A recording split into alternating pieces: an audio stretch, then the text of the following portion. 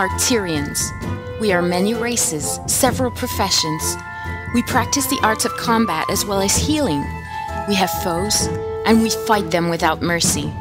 And it's time for us to claim back what is ours. It's time for us to claim back Tyria from the terror of the elder dragons. We can't go on living our lives in fear. We have to fight. We have to make a stand. This is our story.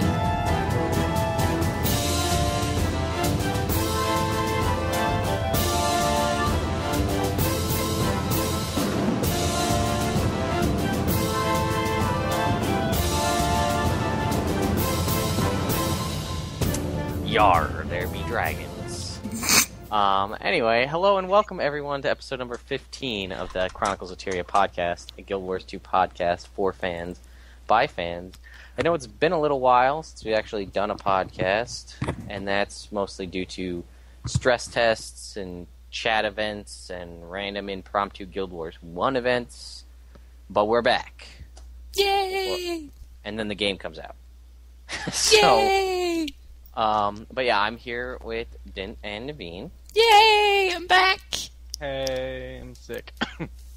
We'd like to thank everybody who's come out and viewed any of our previous podcasts. We know we've gone up at least 15 subscribers since our 100 subscriber thank you episode that never really happened because Naveen wasn't around. Sorry.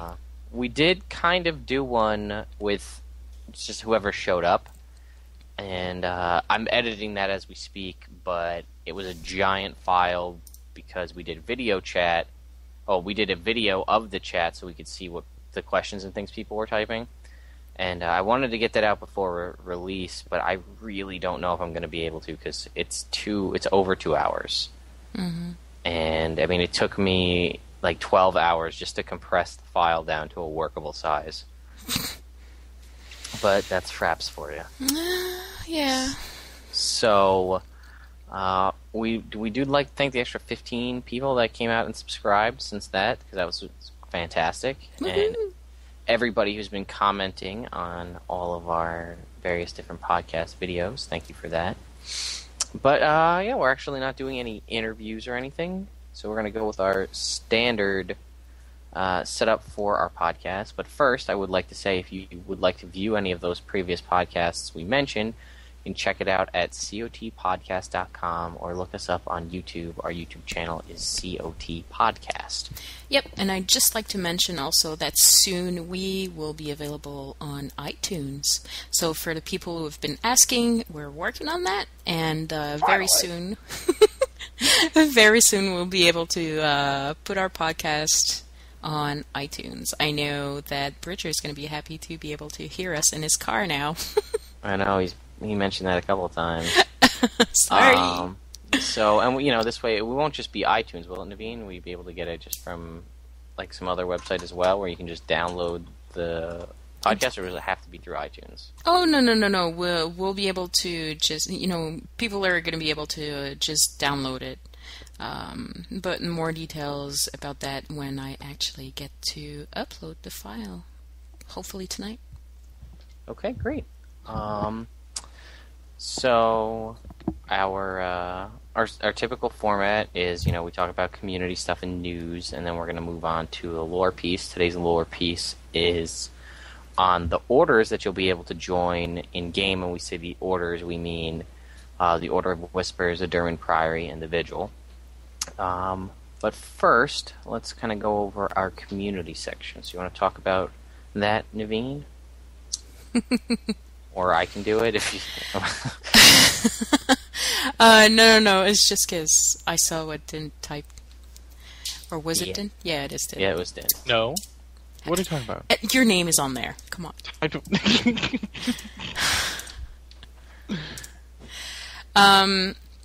Yeah, about the community, basically, we added a new section to Chronicles of Tyria. And Lagwyn and Casey, one of our writers on Chronicles of Tyria, are going to be updating that. Lagwyn is soon to be married, so he won't have time to do all that, but I'll be covering for him until he gets back from his super honeymoon. Yeah. But yep. So you'll hear, news about Guild Wars, things that you guys probably will want to know. So if you want to keep updated, subscribe to chroniclesoftyria.com, and you'll have it directly on your phone every time we typed in some news about Guild Wars 2. And I would like to point out that even though she's supposed to be studying, Casey has been on a rampage of news updates, so you guys can check those out. There's a bunch of news already up. Yeah. Because it seems like even though the game comes out tomorrow, ArenaNet is just posting interviews and all sorts of craziness left and right. Yeah. So check that out if you get a chance. Yep. So, yeah, well, basically it's going to be, news about Guild Wars 2, the community, everything, and still some news about the Chronicles of Tyria, when we host contests and all that. But yeah, just check it out, and we won't disappoint. Yeah, the main reason to do this is because, as you know, through our Gods Lore podcast, which was 2 hours long, that was because the beginning of that and the majority that made up so much of the time was us just talking about things that were updated in the stress test. Mm-hmm. And again, obviously there won't be stress test news because the game is coming out. Yay. But it's to take away so that way we can focus our podcast on primarily on the lore of the game, and also like interviews with various people from the community. Yeah. So that's why we put the news section out, and coming soon will be a separate news kind of wrap up kind of on the podcast channel, but that's still kind of being developed. Casey and I are kind of working out the details of that. Mm-hmm. But be on the lookout for that in the near future. Mm-hmm. Yeah. Woohoo! Just a little bit of news before we, remove the news from our podcast. Lots of stress tests. Seems like every couple of hours there's a new stress test. Sometimes at really weird, odd hours of the night. Sometimes for only 10 minutes. It's weird. Yeah. I got up this morning. Yeah. I got up this morning at 5:30 in the morning, and, first thing I do is check my phone, because I obviously sleep with my phone because I have no life. And I checked Twitter, and then around midnight, my time, there was a stress test, and I was like, what? Yep. Mm-hmm. Why did I go to bed? But then again, I thought about it, like, the game's coming out. Don't stress too much. I came home at, 12:50, and I, see on Facebook, hey, in 10 minutes, we're going to have a stress test. Yeah. Well, why? No one told me. If you just posted it, 30 minutes before, I would have seen the announcement, and I would have been able to play. Right.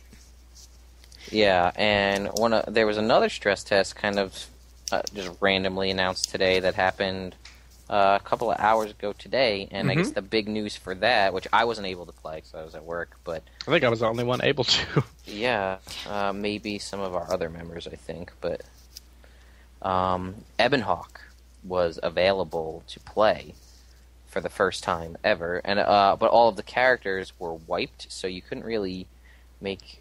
I don't know. Again, I'm just going off of my, how I would assume it would work. They were wiped from last night's stress test. Oh, from wow. Okay. Yeah. So really, level 1. So I don't even know how you're going to be able to explore anything outside of Ebonhawk, since that's, I got to imagine level 30 plus areas, and you're a level, maybe 1 to 5 character, depending on how crazy you level during the stress test. How could you access Ebonhawk? Well, I don't know if there's one in Lion's Arch, but there is a portal, an Asura gate in Divinity's Reach, which has been there in all of the previous stress tests, but it would just say, this is Asura gate is currently down, and you could never get through it, but now, apparently, you could just walk right through it, and it would take you right to Ebonhawk.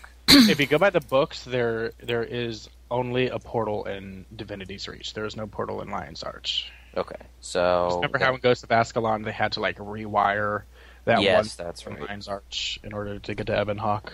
That's true. Yeah, so you're right. So there is just the one. So I'm just now about to finish the book, so I'm actually able to reference the book now. Oh my god, I have to finish the book before the game comes out. Yeah, I'm almost done. I'm 3 chapters away. I'm so stoked. Well, she's working on Edge of Destiny. What? Mm-hmm. Damn it! So I forgot I have a whole other book to read. Yeah, in my personal opinion is I like Ghost of Ascalon better as a book, but as for, lore type stuff, you learn a lot more things that severely impact, your knowledge of Guild Wars in Edge of Destiny. But I like Ghost of Ascalon better because it was written. First of all, Jeff Grubb helped write it. Not to kind of knock Matt Forbeck, but I don't know who he is. Being completely who are honest, you, Matt? But I know who Jeff Grubb is. Mm-hmm. So I don't know. I just felt like it was heavily influenced by the mechanics of the game. Mm-hmm. You could clearly tell that the game was in more development state. Had been developed a lot more at that point, so they could make the game or the book highly reflect how the different professions play and things like that. Mm-hmm. But yeah, well, so you could access Ebonhawk. That's pretty cool. Yeah, I still wish they would have done what they had planned on doing in Guild Wars 1 and making it an outpost in Guild Wars 1 as well. That was supposed to happen because, as the lore goes, King Adalburn calls the Evan Vanguard back from areas to the north where they are in Eye of the North, out the Char lands up there, and he calls them back to build the city at Ebonhawk and fortify it against the Char. And that was supposed to be something that was going to be done in game in Guild Wars 1. Yeah, I don't think that's going to happen now. No, especially with the Wayfarer events, very much. And we didn't do that, did you? You got to play more. You wanted to get that tormented weapon. Oh my god! Because I just realized, today, I shouldn't have gone shopping to IKEA. There you go. Should have been working on that. Also, I don't know if they fixed it, but the Hall of Monuments calculator is not working. Yeah, there was actually, I think, a post earlier today that they said some of the stuff from Guild Wars 1 was down, and the Hall of Monuments calculator was also down. Oh, well, it's working now, so never mind. Okay. Well, then just ignore Dent. Don't listen to him. I mean, listen to him, just not in relation to that. Yeah. You know what? Make your own decisions. Anyways. Pay attention to me, but don't give me any credence. Yeah, okay. Well, as long as he's understanding that that's how that's going to go. Well, I mean, that's how it's always been. Well, yeah. But, they don't know that exactly. They can make their own decisions. They don't need to know how we feel about you. Oh, I'm sorry, what? Anyway. What? Oh, Naveen. Oh, I love you, Dent. You know that. Anyway. But yeah, I think with... unless you guys have any other kind of newsy stuff that you want to talk about, but, probably should refrain, because chances are, if there has been news, Casey already posted it. Exactly. It's about community news. Okay. It's more personal as opposed to community, but I am slightly retracting my most recent post. I'm sticking with Elementalist, but I'm changing my race to human. Really? Yes. I did not know that either. Yeah. Why? I'm curious. Because I feel like I'm abandoning a story halfway through it. And I think I even mentioned that. Okay. I made a brief mention of that in my actual post that I made on the site. But I feel like if I don't play as a human, there's so much more story that I have already played half of in Guild Wars 1. And I've learned so much of it through the books and through all of this research and the lore because, it was primarily built around the human race. And yes, I am probably going to just dabble with alternate characters after I finish, the game with my human character and there isn't an expansion out yet, I'll probably make other characters to get some other sort of lore for the other races, or maybe I will just tag along with everyone of every other race so I could kind of sit through their personal story. Mm-hmm. But I really want to experience firsthand the actual human story because I want to see where it's going to pick up off of where it left off. There we go. That makes sense. Yeah, Okay. it does.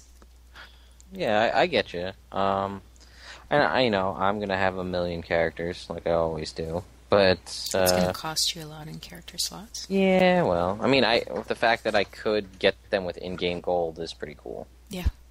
Yes, So it is that's cool. more of an incentive. It's not going to stop me from spending more money than I should. I don't know if any of you noticed about the free celebration hat that was in the store. Mm-hmm.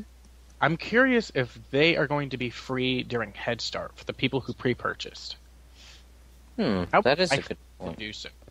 That way all the beta testers could have like something to show for it. Like, hey, we sat here through the long haul and we waited and we pre-purchased and we helped test out the game for almost a freaking year, and I don't know. I just think it'd be cool for them to have that for during Head Start, have it free. Mm-hmm. Absolutely. Or maybe we'll have something because we were beta testers. Yeah, maybe we'll get like a... Throwing that out. I don't know. I never trust Naveen anymore. You can never tell. Whenever she says something, chances are she knows. No. She's the oracle. It's coming soon. As we have affectionately dubbed her, the oracle. But I don't know if you guys know this, but you remember there was that stuff they were giving out at Gamescom. Mm-hmm. Mm-hmm. The item that they were giving out was a T-shirt. Mm-hmm. Guild Wars 2 T-shirt, similar to the ones that they wear, like the devs wear at all of the conventions, and the hat kind of goes along with it. Oh. So you have your Guild Wars hat, your celebration hat, and your Guild Wars celebration shirt. And I don't know, but I assume that it's just town clothes. I think. Yes, the hat is town clothes. I would imagine the shirt is too. I have also recently heard that they have changed how they are giving that out. They are no longer giving it out for Gamescom because of whatever reason, but instead they're giving out codes for the in-game item to European fan sites instead of giving them out at Gamescom.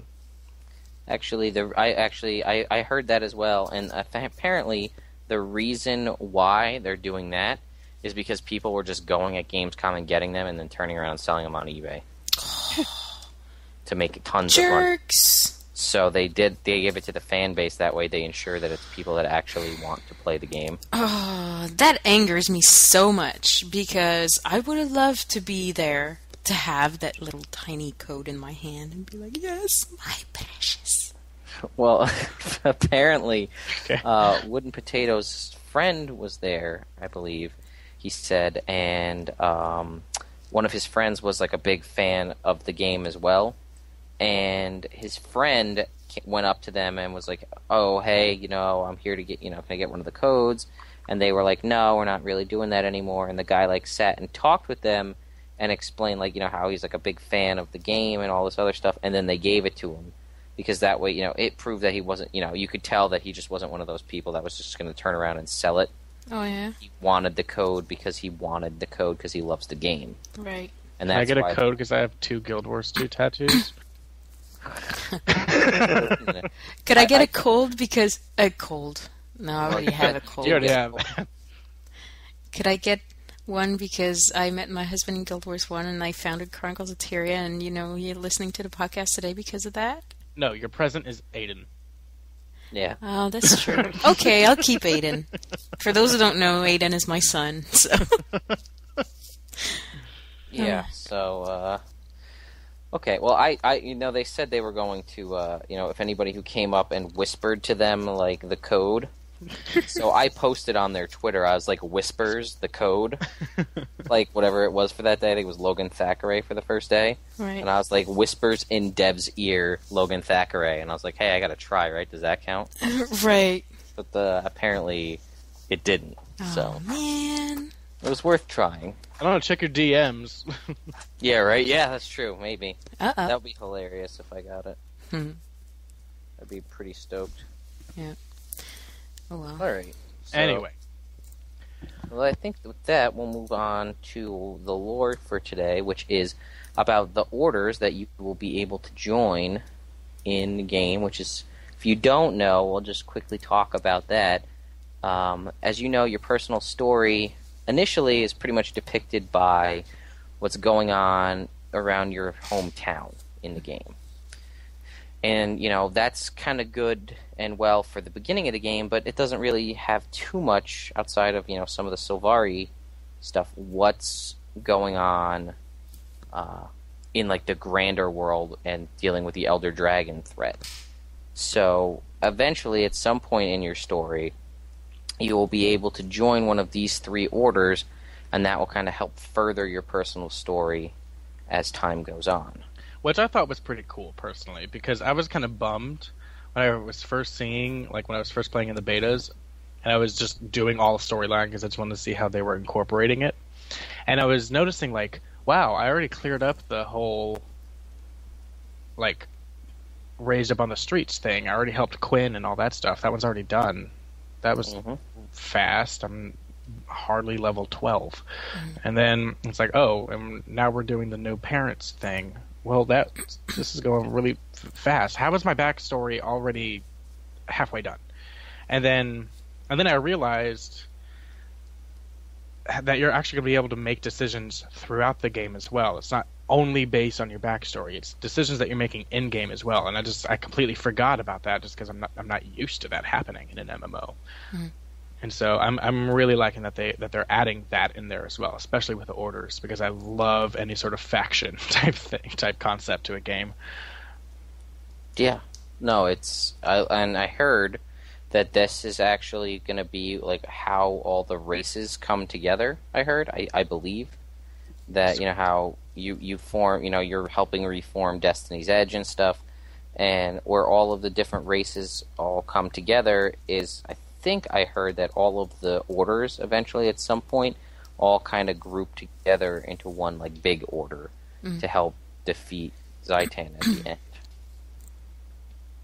I don't know if that's true, but I think I heard that somewhere. So now we kind of talked a little bit about the orders and what they are and how they affect you as a player. To start, Diint's going to talk about the Order of Whispers. Yes. The Order of Whispers, some of you excuse me, may remember this from Guild Wars 1 in Nightfall expansion.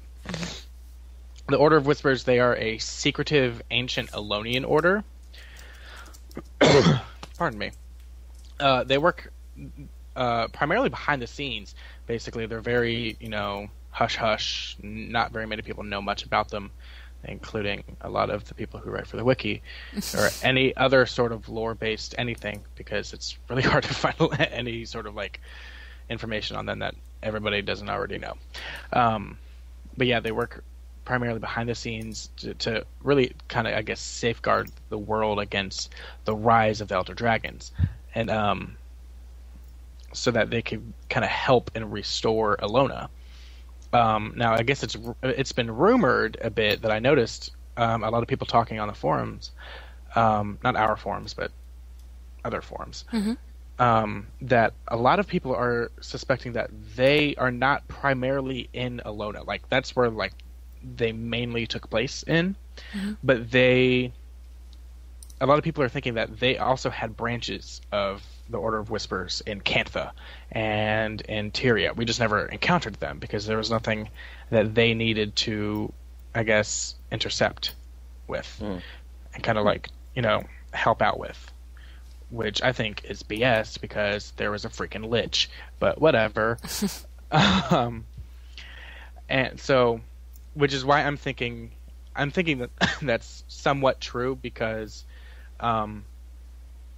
since we are experiencing them in Tyria in Guild Wars 2. So I'm thinking there has to have been at least a small branch that kind of gathered in numbers once the Elder Dragons finally started actually waking up. And they started going to Tyria since Prime Mortis started doing the whole Destroyer BS and I the north. Mm. But anyway, the members of the Order of Whispers, they're quite often spies and thieves and stuff, like that, you know, with the little dash of a couple assassins. And they operate basically within every Tyrian, as in the world, not the continent, but the world, nation.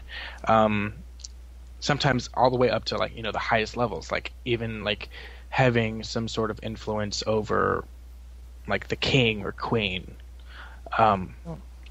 Their extensive network, they're able to actually gather information from basically anywhere, and even areas blocked by travel. So, you know, I remember some of us we're talking about how the giant world map was revealed through that .dat file that someone cracked into.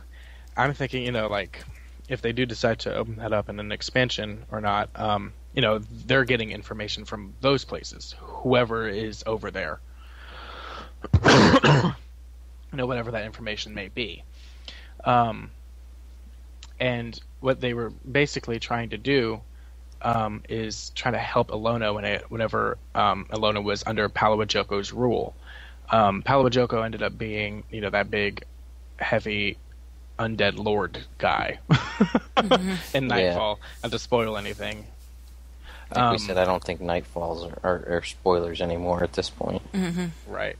Yeah, that's true. The Order of Whispers, they are, you know, like mentioned earlier, they're one of, like, the three main orders that are multiracial. The others being the Vigil and the Durmand Priory, and you're actually going to be able to experience and join them if you want in your personal story, and you're actually going to be able to get armor specific for that order that you choose. And we'll have links to the Order of Whispers armor, the Vigil armor, the Durmand Priory armor. They're pretty cool. And when it comes to the Order of Whispers, they believe there is no way to physically destroy or negotiate. Interesting way to put it, or to negotiate with the Elder Dragons. So basically, the only way to counter them is to find a way to send them back to sleep. I'm thinking if we could just get a giant Jigglypuff. There you go. Or something. Yeah. Snorlax. Someone would sleep with them. Exactly. And just nobody play Poke Flute around. Yeah, exactly. I ship them. Snorlax and Rule 34 on that. No, please don't. No, don't do that. Okay. If you say so. Now, and when it comes to the history of the Order of Whispers, they were founded by the elite bodyguard War Marshal Terai from Ilona after the fall of Palawajoko, and they were tasked with keeping the undead lord sealed beneath the sands of Ilona forever. But it was, at one point in time, it was actually kind of necessary to let him out, so that War Marshal Varesh can actually be defeated. This all happened during the event that Elonians like to call Nightfall, which is the name of the expansion that you play. And this was happening in 1075 AE, or after Exodus. And while that was happening, Order of Whispers actually aided Cormyr's ascension into godhood and helped maintain the realm of torment alongside the Forgotten. Since then, Palawajoko had returned and conquered Ilona. Despite that, the Order had actually spread beyond Elonian borders, quietly expanding its ranks. They were the only group, other than the dwarves, to have really any sort of knowledge about the Elder Dragons before they woke up and actually worked to try to warn a lot of people about the Elder Dragons awakening. But obviously no one paid any attention to them because there was no proof. And then when Zaitan rose, the Order was the main force that tried to protect the knowledge of the library and move the ancient texts that they had and artifacts and stuff like that to the Durmand Priory for protection. And with the mention of Durmand Priory, I'm going to throw it your way, Lagwyn. All right, yeah. So the Durmand Priory, my personal favorite, as you may have heard many, many times as I mentioned things. It's my favorite too. So I'll start off, just kind of give you a little bit of history on the Durmand Priory. It was founded in 1105 AE which is all before the actual rising of ore and the tidal wave that went through and flooded Lion's Arch. As far as time frame goes, it's the sort of middle child of the three orders. It's younger than the Order of Whispers, which we know has been around for quite a while, but it's older than the Vigil, which is fairly recently developed. So the name of the Durmand Priory is actually derived from the Durmand Priory, the monastery, which is a location where a lot of knowledge, tomes, and books and things are stored. The monastery sits on top of the ruins that were once Beacon's Perch, which you may remember as an outpost in Guild Wars 1. And it is maintained by Durmand Priory monks. Now, I originally thought, like, monks, oh man, does that mean, like, the knowledge of Guild Wars 1, the profession the monk, still exists, and the Durmand Priory know it, and they do that? Right. But it seems to be more monk in the traditional sense, and anybody that is in the Durmand Priory is considered a monk. So your character would technically be a monk if your character was working in the Durmand Priory, the physical location. You would be a monk of the Durmand Priory. So they all are kind of they describe them as fighter scholars, and that may lead you to think that maybe they can only be scholar class, scholar professions, but you can be, as with any of the other orders, you can be any race and any profession can be in any one of them. Although, Diint and I talked about this a while back, it does seem like there's one set up for each kind of armor class, because you have the scholars would be in the Durmand Priory, the adventurer class, like the thief, and the ranger would be in the Order of Whispers, and then the Vigil, which is, and Naveen will talk about more, but that would be more fitting to like a warrior, guardian, frontline type person. But yeah, like Diint had mentioned as well, there was lots of when Lion's Arch got flooded from the rising of ore, the Order of Whispers made a point to try to grab as much all the books and tomes and everything, and try to save as much knowledge from being destroyed when Lion's Arch was flooded. And then they gave all of this to the Durmand Priory to keep, for safekeeping.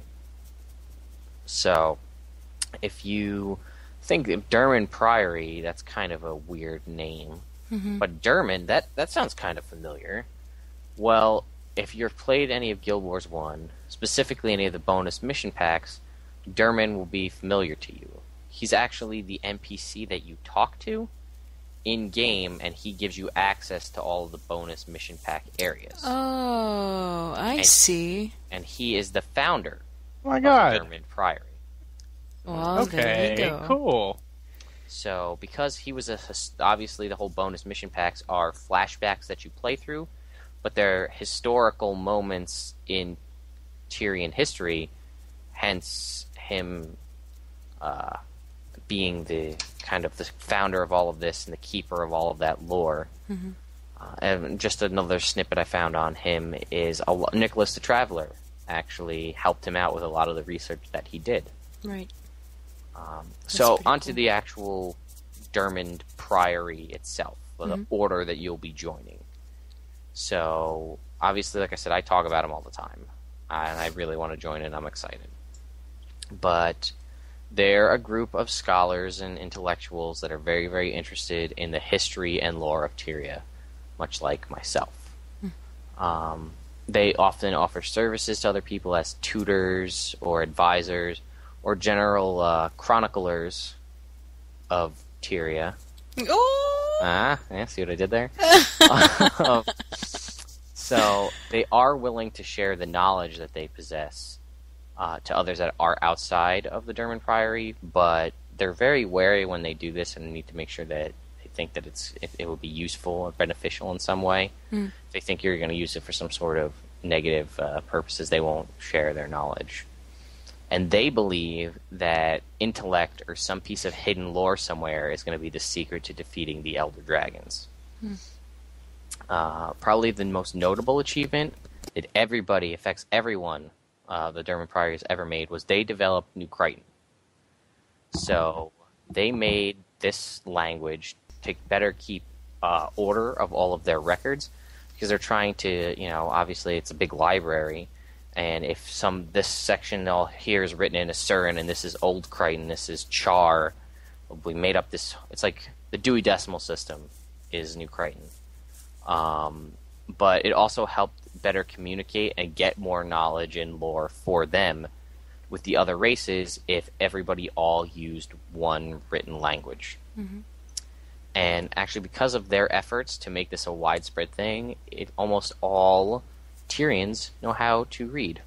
New Crichton. So I thought that was cool. Illiteracy is down thanks to the Durmand Priory.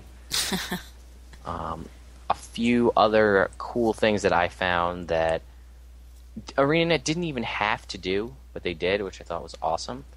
So I don't know if you guys have heard of, I'm sure you have, I don't know if you remember when it first came out, the Movement of the World document, where it was pretty much right at I think it was right when Eye of the North came out, and they were just decided they were going to make Guild Wars 2. Or actually, it was after they announced Guild Wars 2, and this was what told the tale of all of the things that were going to be happening in Guild Wars 2. Right. Basically, the Sylvari are a prominent race, the dwarves are stone, here's what's happening with the dragons, and Alona and Cantha. I mean, it wasn't super in-depth, but it talked about, everything. Mm-hmm. And if you guys didn't know, that document is an in-game document that we saw. That the Movement of the World is a document written by Decimus the Historian, who was a member of the Durmand Priory. Oh. So we weren't reading an article written by ArenaNet, theoretically. We were reading an article written by Decimus the Historian. Right. And this is not a general knowledge book. Like, you can't go out and buy it in a book cart in Divinity's Reach. This is kept within the Durmand Priory, and it's a lot of research is done about it, but I also thought it was cool that a lot of scholars that are in the physical Durmand Priory, they look at it and they have debates and kind of challenge whether or not they really think this is real, did this really happen, like he said it happened, and they kind of use it to, write stories and maybe develop theses and other things like that. Right. Another notable member is Willem Caraga, I guess is how you pronounce it. And I don't know if you guys read this article, but there's an article called The Cultural Diffusion in Contemporary Krita. And we'll link both the Movement of the World and this article as well in the description, because I don't want to talk too much about it.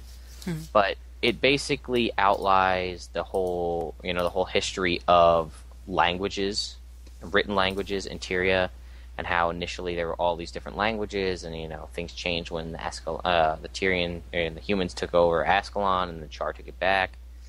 And it talks about how they, their whole process of developing New Crichton, and it's basically the story of New Crichton and all of the written languages of Tyria.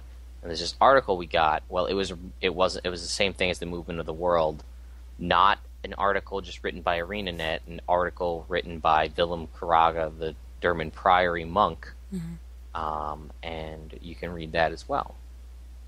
And the only other thing I have is Gix, who's an Asura. He is the current leader of the Durmand Priory. And with that, I'm going to send it over to Naveen for the Vigil. Thank you, Lagwyn. Well, the Vigil, the third...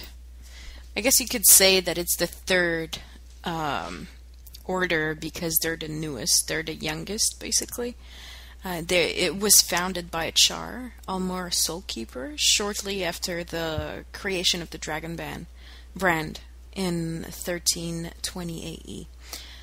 It's an order dedicated to fighting the Elder Dragons and their minions. They want to unite all the races of Tyria to do so because they believe that it's the only way they're going to be able to defeat the dragons.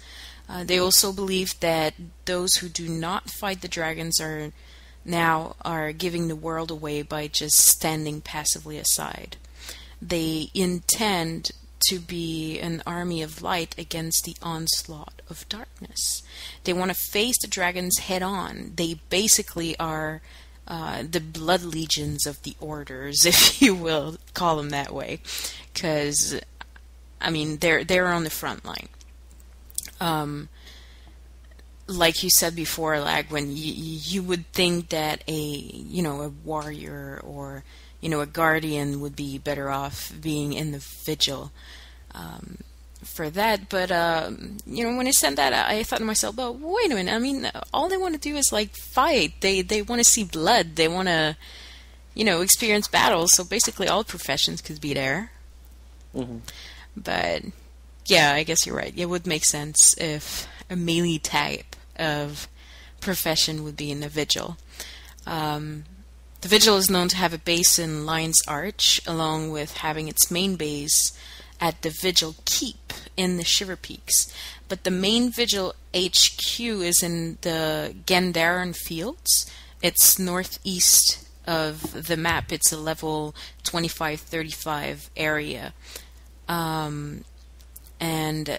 You can click on the link. I've made a little document there about the Vigil, and I've added a picture of that area so that you can see exactly where the HQ is at. In 1324, the Vigil acted as a go-between to negotiate a peace between the Char and the humans to allow them to turn their armies against the Elder Dragons. And there's 4 known members to the Vigil in-game, and those 4 members are Dougal Keen, who's the main character of Ghosts of Ascalon, the first Guild Wars novel. Nugout, I guess, is how you pronounce it. It's a High-Leg Crusader. There's Ember Doomforge, who joined Dougal Keen to retrieve the Claw of the Connor in Ghosts of Ascalon, and the leader is Almora Soulkeeper. Almora is also a Gladium.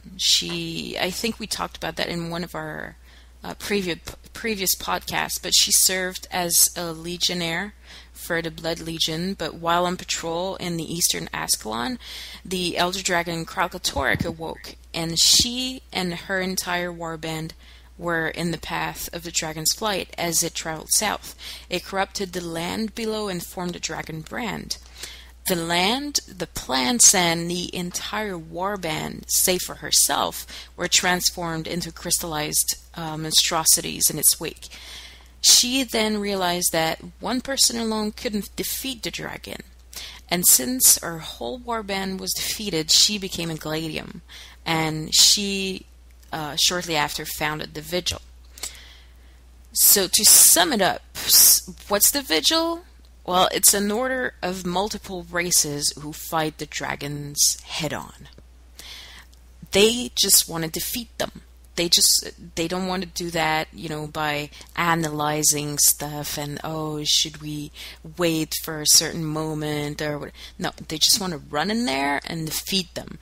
Defeat, the minions and then the Elder Dragons and just be done with it.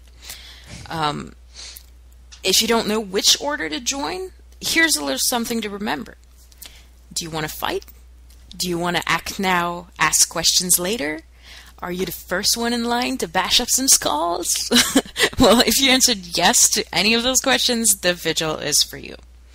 And here's a fun fact about the word Vigil. And if your first language is English, then that might not be news for you, but it was for me. But as per Wiki, a vigil, from the Latin vigilia, means wakefulness. It's a period of purposeful sleeplessness. It's an occasion for devotional watching or an observance. The Italian word vigilia had become generalized in this sense and means eve, as in on the eve of war. So it makes sense that they're called a vigil because they're always awake and ready to fight. And so, yeah, I'm pretty sure other non-English native people are in the same boat as I was. I didn't know what vigil meant. Now I do. Yay! But that's basically what the vigil is. And there's not much about them because they're so new. Yep. That's basically it. Okay. Nice. Yeah, Vigil, a lot of people may know that word, and Naveen, maybe if you think back, it may ring a bell to you, but like, whenever, sometimes when people are killed and, something bad happens, people hold a candlelight vigil in their kind of honor. Yeah. So I don't know if that's like a thing that you know of, but that, I figure maybe that would be like, a vigil. Now I know that word. Oh, but right. I guess not. No, I didn't. That's fine. Sorry. All right, so here's the telltale question. What order are you all going to be joining? Durmand Priory! Durmand Priory. Really? Yeah. I'm all about books and history and finding, how things became, and oh man, just to step into that huge library thing, I was like, oh, that is crazy. That is my world. I want I it. kind of expected you to be in the Vigil. Really? Yeah. Why? Because I want to bash up some skulls every time? Yeah, basically. Yeah, actually, Because I flip tables? Well, it was that, and I don't know, you seem like the more noble of the three of us. Would you have to be noble to be in a vigil? I don't know, but just for me, I guess it's just with the name Vigil. Huh.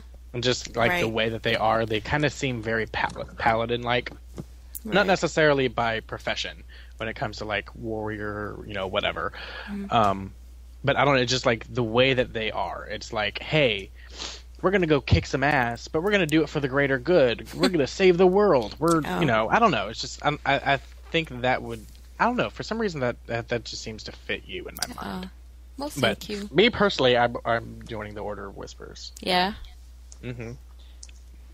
For what reason? I'm a sly, conniving bitch, and it seems like it fits me the most. Well, that works. Well, this is from the guy who was gonna play a thief and then change to an elementalist. So you would think that the thief would have definitely fit that better. Yeah, that's true. Yeah, but you know what? I can still be sneaky. I can hide behind my walls of rock. I guess, yes, because the loud earthquakes are very sneaky. I could use sand. That's quiet. Can use sand. Yep, the giant sand tornadoes. Totally stealthy. What if I just use small sand tornadoes? Maybe. I'd be like a pigeon and use sand blast, sand attack. There you go. A pigeon? Oh no. Pidgey. Now I can't see. My accuracy has been lowered. Oh, guys. Uh-huh. And honestly, I think the Order of Whispers light armor looks the best.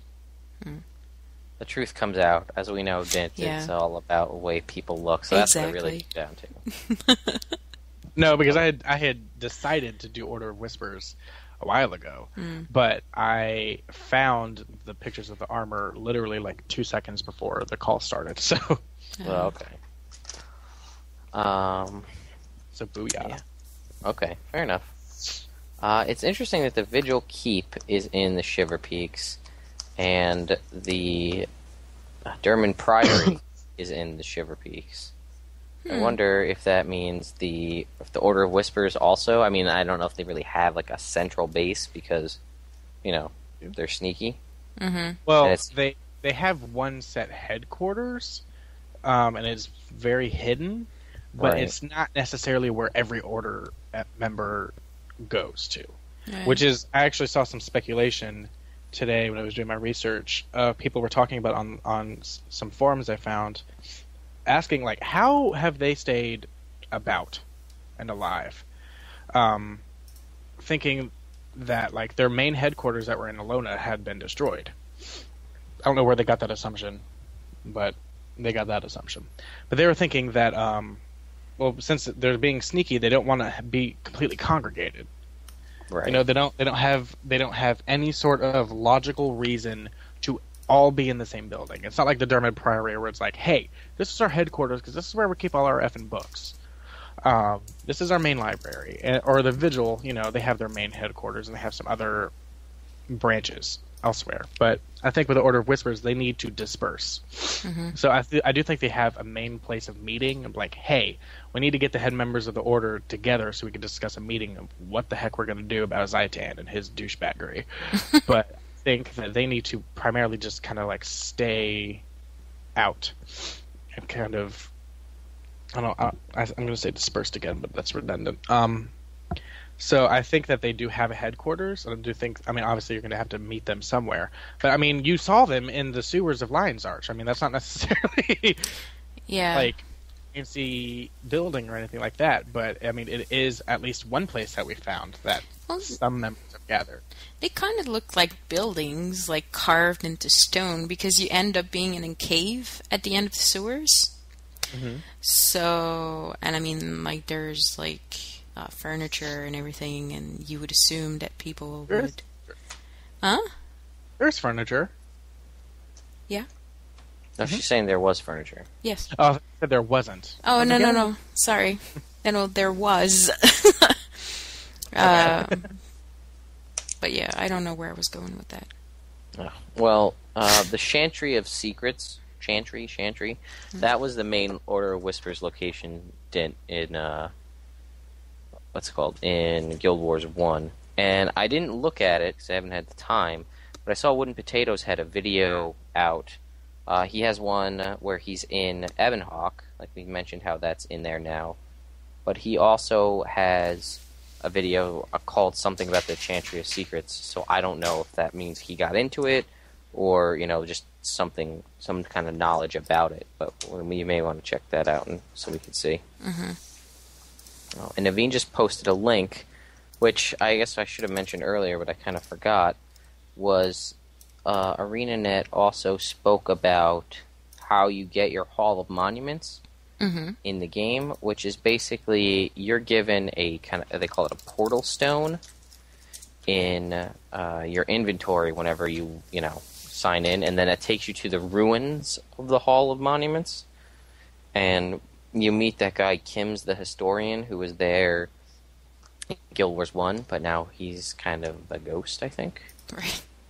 And obviously would have to be, because it's been more than 250 years and he couldn't survive. Mm-hmm. So, but that's how you get it, and that's where you claim your stuff. So I don't know if that portal stone goes away, or it's just literally something that's permanently in your inventory, so you can constantly go back. Because I don't think, you'd want to have all that stuff and then have to constantly transmute everything with transmutation stones every time you wanted to use it again. So, but I don't know. Part of me wants to watch the video. I haven't watched it yet. I haven't even seen the pictures yet. Part of me wants to, but part of me doesn't. Because, I mean, for me, that's a big deal, especially since I'm now going to be playing a human. Knock on wood. Hopefully that's the final decision. But I kind of feel like it's a big deal, especially with my character who doesn't have any parents. Mm-hmm. I mean, he has parents, obviously, or else he wouldn't exist. But, I mean, he doesn't know who his parents are. So I find that with my character, the way I'm actually going to be playing him, at least, is because when it comes to the decisions I'm going to be making in my backstory, I'm going to be, at least in my head, role-playing that very heavily. The character I'm going to be playing is very structured. And so I find that with the whole Hall of Monuments thing, it's like you're choosing your ancestor, basically. That's the whole linking of the accounts. Mm-hmm. And I find that with him saying the whole ancestor thing and actually kind of like realizing like he's coming from this whole lineage thing and he has this huge destiny about him is actually going to be a big deal. And I don't want to spoil that in my mind, just kind of like knowing what it's going to be like before I actually get to that point. So I have very, very painstakingly resisted looking at the video and the pictures. Well, guess we'll find out tomorrow. Yep. Just a little bit more than 24 hours from now. Oh my god, I'm so excited! Oh my god. Damn traffic school. Yeah. I'm actually not going to be able to play that much at all on Saturday. Oh, no. Because I have traffic school for 4 hours, but traffic school is an hour away from where I live. And then while I'm up there, I have to get stuff for my apartment my old apartment, get the last bit of stuff out of there. And then after that, I'm actually going to be able to see my brother I haven't seen in a very long time because he's actually in town. So I'm going to see him for a little bit. And then after that, I'm going to drive another hour back down here and finally log back on. But I will log on enough because I'm not going to sleep tomorrow night at all. And I'm just going to go purely on energy drinks the whole time, just so I can make it through the traffic school. But I will play a little bit before, because I had read that there's a chance that the servers are actually going to be opening up 3 hours early, just so that they have everything up and ready in time for Head Start to start. So everyone get at your computers 3 hours early before actual midnight PDT, just in case they happen to hop up. Yeah, they're saying, well, they don't want a giant. They haven't really made it too pronounced anywhere, but they want to have it so not everybody logs in and totally overloads the servers at 12 PDT. Mm-hmm. But they want to. So they'll open it up to 3 hours early, and if you remember, all the betas we got in varying degrees of early.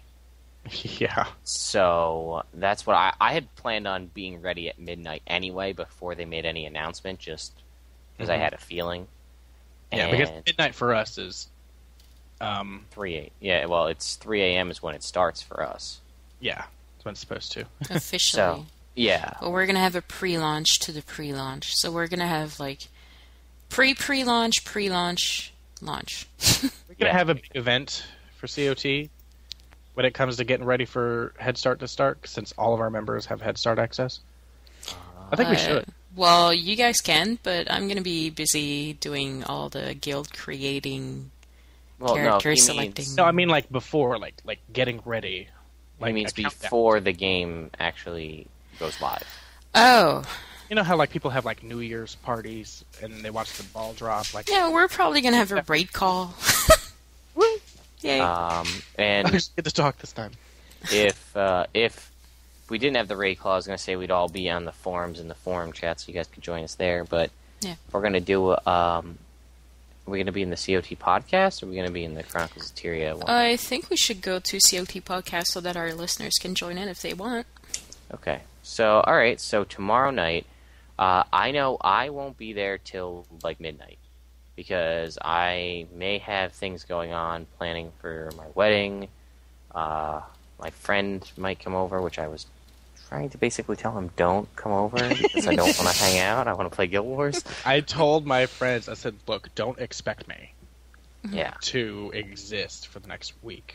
Well, here's a good one. You ready for this? You obviously know that I am planning a wedding, and the wedding is just around the corner, not a week from this Saturday, or this Sunday, rather. Mm-hmm. And, on Saturday, I don't know if Naveen, you know, we're planning this wedding, and there's a lot of stuff going on, and I told Claire, I was like, listen, I love you, but I've been waiting for Guild Wars 2 since before I met you. This is this is my first love, honey. I've known you for 3 years. I've been waiting for Guild Wars 2 for 5. Also, side note, I told her mother this, and her mother was like, "Oh, you might need to take off of work one day next week." And I was like, "Don't worry, I'm already ahead of you. I took Monday off." But I knew she was going to harp on me for just sitting around and playing, and I was like, you know what? The game was going to come out this year. It could have came out any time. If it came out 2 months ago, this wouldn't be an issue because I already would have been playing, and I would have the initial rush would be over. Or if it didn't come out till after, it also wouldn't have been an issue. It just so happened it was a week before the wedding.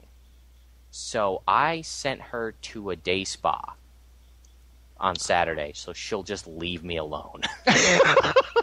I was about to say, all that's so sweet, until that last comment came out. Well, I mean, she's planning a wedding, so it's kind of stressful, right. But I was like, I sent her away. It's a 3-hour trip to the spa. The spa is 40 minutes away. And I already contacted one of her friends who told me about the spa. And she was like, is this are you doing this because of the wedding stress? Is she really that stressed? Or is this strategic for your game? And I was like, oh, strategic. And I have to shout out, even though none of them will ever listen, to my good friend and Claire's close friend for many, many years, Ashley, for when I told her this, she said, you know what? I'll see what Claire's doing Saturday night. Maybe I'll take her out. We'll go out for drinks or stuff so you can be left alone even more. So, Ashley... You have the best... You're marrying into the best group of friends. Yeah. Well, actually, what they said... Here's the funny part to that. They want to continue to try to test signature drinks to come up with to use for our wedding. Mm-hmm. And they need to come up with up to 2 more. And they're like, oh, maybe we'll test those on Saturday. So my sister, who just went away to college, is like, may come over to our house to like test the drinks with them, and I'm gonna be like, you can come say hi, but I'm not getting up from the computer. You can come down and say hi. I've got 3 TVs. You know what? Watch TV, play video games, have a couple of drinks, but don't expect me to interact because like Tyria needs saving. You know, and I mean, in a time of great enemies and uncertain allies, Tyria needs heroes. Mm-hmm. So, I mean, what's your story? Oh, he went there. Oh, that was classy. I like that. I mean, I got to be there to be part of history and chronicle Tyria for the Durmand Priory. Mm-hmm. But yeah, so I wanted to make it to say, and that now Claire thinks that this should happen every time there's a big video game launch, that I should just send her to the spa. And I said, listen, if there's another game that came out that I was waiting 5 years for, maybe. Well, I mean, there's always the expansions. Quiet you. She might maybe listen to this. She's not going to listen to this. But yeah, so that's kind of, so my friends are gonna come over and I'm gonna be like, that's great guys, but don't expect me to talk to you. I am gonna be playing Guild Wars. Right. And I'm gonna be here telling my son, you don't need a mom. Exactly. Go to daycare. What are you doing? Yeah, it's midnight. Like they have night care. Can you go to night care? Yeah, because obviously since it's falling on a weekend, my whole getting him babysat by his grandpa and grandma kind of came apart, so... No. I'll watch him. No. Because if you watch him, I'll have to watch you and him. What's that supposed to mean? Oh, nothing. I have too many knives in my kitchen for you to handle the sandwich. No, I meant like ship him over here. I'll watch him over here, Mom. Hey. Well, if you can what? watch... What? What? How does that make sense? You're not getting my money. What? I think Dint can... I think if you're going to watch him while you play... I think Naveen could probably do that too. I was thinking that. Like, why would I be paying someone to watch my kid while they're playing Guild Wars? Anything about being paid? Where are you coming up with this? Volunteer work. Come on. Ah, that's cool. Jeez. So still no. Just pay for transportation. I mean, just get him down here. No, I mean, come to Canada. I have to drive up there and my passport, and then just stay a week in Canada. Because, I mean, I'm in Canada. Yeah, okay. French Canada at that. Exactly. It's like a foreign country for you. Yeah, and then, I mean, I have to go see a hockey game. I mean, it is a foreign country. Naveen. Yeah, I just thought about that while I was saying it. Anyways. Yeah. It's 11 p.m. and I need to edit a podcast. That's fine. We need to end this anyway. We're just kind of rambling. But yeah, so we will post the link in the description to our raid call information for Chronicles of Tyria podcast. We invite you to come out and join us. That way we can all sit there and be consistently trying to log into the chat, or log into the game continually till somebody finally goes, it's open, and then we all go in and make characters. Yeah. And take turns is what we should do. I'm going to be in that raid call. I'm going to leave the information right in the description box. So people, if you have raid call, just download it. If you don't have them, I mean, and use a client ID, and I will be there as soon as I put my son to sleep. So around 8:30-ish Eastern time, I will be there, and I'm pretty sure that people are going to be joining me, even if it's that early. Because, I mean, that's like 4 hours to what we think might be, pre-launch, so... Yeah. Oh! Sorry, before we sign off, I would like to make a shout-out. Shout-out! I know that we mentioned it on the recording that we did it for Raid Call, but it hasn't been out yet, and I have a feeling this is going to be out before the Raid Call one goes out. So I'd like to make a quick shout out to Suru. Yes, that was so awesome. He was our first member. Yeah, who actually wasn't originally part of the site of Chronicles of Tyria or of the Chronicles of Tyria forums, and who actually came out and joined us in Raid Call and had only known us from YouTube and Google. So thank you so much for coming out, and we invite you, the rest of you all, to do the same and follow his precedent. Yay! Yeah. I mean, he was a little bit shy to talk since English is not his first language, and he's very French. But he still talked and still had a good time, and I can't wait till I get to that part to edit, to put that on, because it's going to be fun to hear hear Diint try to speak French to him was great. Oh my god! Please cut that out. No, that's staying in. I left in Casey singing the Quaggan song. That's staying in. Okay. Okay, now you really have to hurry and post it. I know. Slacking. I know. I'm not slacking. I'm planning a wedding. Sure. I swear I'm Whatevs. not all that. I will just... So, but yeah, that'll be coming out. And I wanted to shout out actually to, let me find his name right now. Oh god, this is going to be difficult to pronounce. Actually, SNK Zephyr for breaking your immersion during the God's Lore podcast where Casey was talking and I stopped paying attention and then said, sorry, I was watching the Felicia Day unboxing video. I'm sorry I broke your immersion, but Felicia Day is awesome. So, enough said. Quick shout out to Replica Watches Clogs. I love you.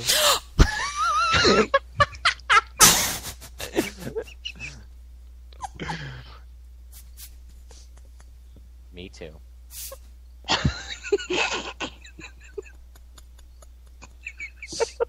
So, I think on that note, we'll kind of bring our show to a close. If you would like to contact any of us, hosts at chroniclesoftyria.com is the best way, because it gets sent to all of us. Again, the game comes out tomorrow, so for those of you who don't know, we are going to one podcast show a week going forward. That way we actually have time to play the game, and that will be on Thursdays. The Monday show will no longer exist. You're all are heartbroken, I know it. Yeah. And like we said, I'll be here for next week's episode. But after that, the following 2 weeks, I'm going to be out on my honeymoon. Maybe I'll call in and bug those guys during the first week. I don't know. But Casey, the lovely wonder from down under, will be replacing me for that time period. Yay! Well, I mean, boo, Yeah. I won't be there, but No, yay, okay. it's Casey! I'm excited to... I love Casey. I love just listening to her talk, so... Yeah, I know. Fine. Such a creep. Yeah, no, she is. No, you are. I know what you're saying. But, yeah. So, like I said, maybe I'll call in when I'm in the hotel after a long, hard day of running around Universal Studios and bug you guys and be like, how's it going? You gotta let me know what the topic is. Maybe I'll do a little research and chime in for a little bit. Listen, it's your honeymoon. I'm not gonna do that. Yeah, well, I'll just keep an eye on the Google Doc. I'll tell you what, if I'm you gonna want to use participate that much, you can trade me places. I'll go on your honeymoon with you. Uh, Claire will probably be kind of sad. Yeah, a little bit. I mean, we'll have fun going to, Universal Studios, but... Time. But, anyway. Look, shop. Yeah, exactly. Just leave your credit card and we'll have a blast.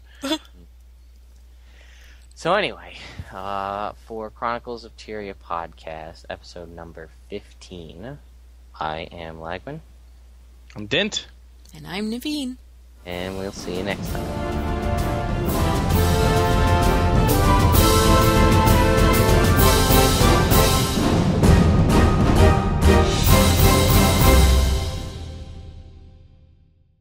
Alright, I'm going to start this. Naveen, are you good?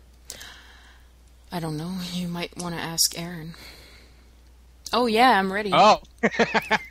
See, this is just grossly inappropriate. So funny.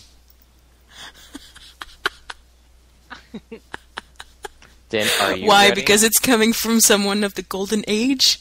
Yeah, no, I don't want to hear... That's like hearing my grandparents have sex. I don't want to hear about that. Plenty of time to... I remember when we...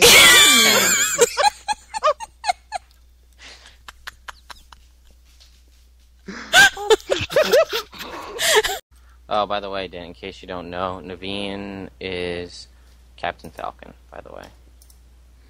Oh. I've officially dubbed her Captain Falcon. You know how sometimes when Naveen gets, like, upset or, like, Come mad, on! he goes, "Come on!" Oh, come on! So now I'm trying to get her to find a way to say, "Show me your moves." Show me your moves! New note. Add. I wish I cried macaroni because I would get free macaroni, and that would make me so happy that I would cry from happiness and make more macaroni.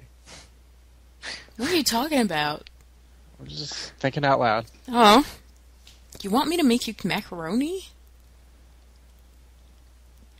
Yes. Why? 'Cause I'm hungry. I didn't think it was that deep of a thing. Okay.